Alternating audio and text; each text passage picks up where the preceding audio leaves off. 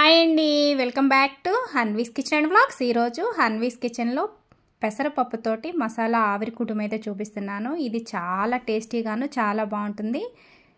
ఇందులో బియ్యం కానీ రవ్వ కానీ ఏమీ వేయకుండా ఈ విధంగా పెసరపప్పుతోటి మసాలా ఆవిరి కుడుం చేసి పెట్టండి. ఇది చాలా ఆరోగ్యానికి చాలా మంచిది.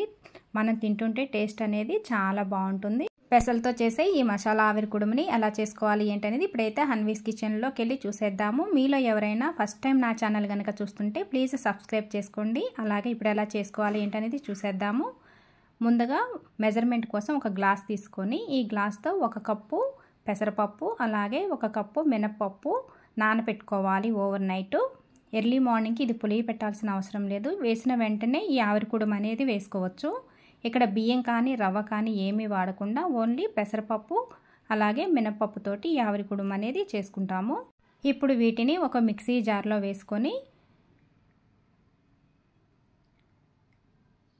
దీంట్లో 2 స్పూన్లు లేదా 3 స్పూన్లు మనకి వాటర్ వాడకుండా ఈ పెరుగుతోటే గ్రైండ్ చేసుకోవాలి. అవసరమైనంత పెరుగును యాడ్ చేసుకుంటూ బాగా మెత్తగా గ్రైండ్ చేసుకోవాలి. పిండి అనేది ఈ విధంగా ఉండాలి. మరీ జారుడుగా ఉండకూడదు, అలానే మరీ గట్టిగా ఉండకూడదు. ఈ విధంగా గ్రైండ్ చేసి పెట్టుకోవాలి. దీనికోసం మనం మసాలాను ప్రిపేర్ చేసుకుందాం. స్టవ్ మీద ప్యాన్ పెట్టుకొని 1 స్పూన్ ఆయిల్ వేసుకొని ఇందులో ఆవాలు అలాగే జీలకర్ర, పచ్చిమిర్చి తరుగు, కొంచెం అల్లం తురుము వేసుకొని దీంతోపాటు కొన్ని నువ్వులను కూడా యాడ్ చేసుకొని ఫ్రై చేసుకోవాలి.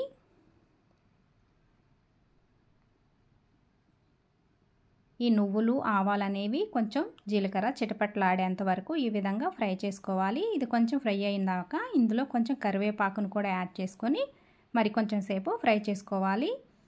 ఈ విధంగా చేసిన మసాలా ఫ్లేవర్ అనేది ఇడ్లీకి చాలా బాగుంటుంది. ఒకసారి మీలో ఎవరన్నా ట్రై చేయకపోతే ఈ విధంగా ఒకసారి అయితే ట్రై చేయండి, మీకు నచ్చుతుంది.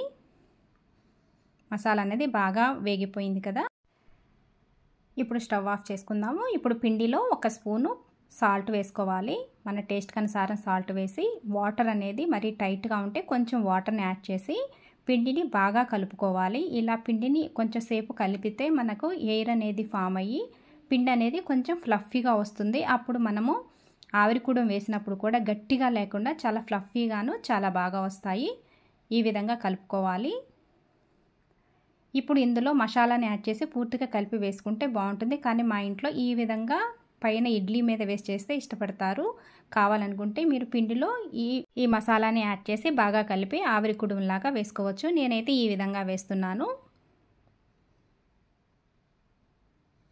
ఈ విధంగా ఇడ్లీ ప్లేట్లో వేసుకోవచ్చు లేదా ఆవిరి కుడుం ప్లేట్లు కూడా ఉంటాయి కదా, వాటిల్లోనే వేసి చక్కగా ఆవిరికి ఒక 5 to 8 మినిట్స్ కనుక ఉడకనిస్తే మనకి మసాలాతోటి పెసర ఆవిరి కుడుములు అయితే చాలా చక్కగా ఉడికిపోతాయి. చాలా ఫ్లఫీగా కూడా వస్తాయి. ఇప్పుడైతే మనకి పెసరపప్పుతోటి మసాలా ఆవిరి కుడుము అయితే రెడీ అయిపోయింది. ఇప్పుడైతే వీటిని సర్వింగ్ బౌల్లోకి తీసుకుందాము. ఇలా పెసరపప్పు మసాలా ఆవిరి కుడుముతో మసాలాతోనైనా చేసుకోవచ్చు, నార్మల్గా కూడా ప్లెయిన్గా కూడా చేసుకోవచ్చు. ఇలా చేసుకున్న వాటితోటి అల్లం పచ్చడితో కాంబినేషన్ అయితే చాలా బాగుంటుంది. మనం రవ్వ కానీ బియ్యం కానీ యాడ్ చేసుకోకుండా చేసినా కానీ మనకి పర్ఫెక్ట్గా ఆవిరి కుడుము అనేది చాలా ఫ్లఫీగా చాలా సాఫ్ట్గా అయితే వస్తాయి. తప్పకుండా మీరు ఒకసారి ఈ విధంగా ట్రై చేయండి. ట్రై చేసి మీకు ఎలా వచ్చింది ఏంటనేది కామెంట్ సెక్షన్లో షేర్ చేయండి. అలాగే నా రెసిపీస్ కనుక మీకు నచ్చినట్లయితే తప్పకుండా లైక్ చేయండి, షేర్ చేయండి, సబ్స్క్రైబ్ చేసుకోండి.